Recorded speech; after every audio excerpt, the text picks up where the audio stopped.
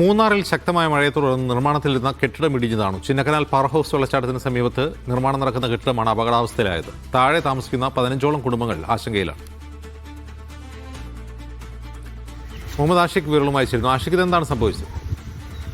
അതിശക്തമായ മഴയത്ത് നിന്നാണ് മണ്ണിടിഞ്ഞ് പോയി ഇരുന്ന കെട്ടിടം താഴേക്ക് പതിക്കുന്നതാണ് നമുക്ക് കാണുവാൻ കഴിഞ്ഞത്. അവിടുത്തെ റിസോർട്ട് നിർമ്മാണവുമായി ബന്ധപ്പെട്ട് നടന്ന നിർമ്മാണ പ്രവർത്തനങ്ങളുടെ ഭാഗമായിട്ടാണ് ഈ അപകടം സംഭവിച്ചിട്ടുള്ളത് എന്നാണ് നമുക്ക് കാണുവാൻ കഴിയുന്നത്. റോയൽ സ്പൈസ് ഷോ പീസ് എന്ന്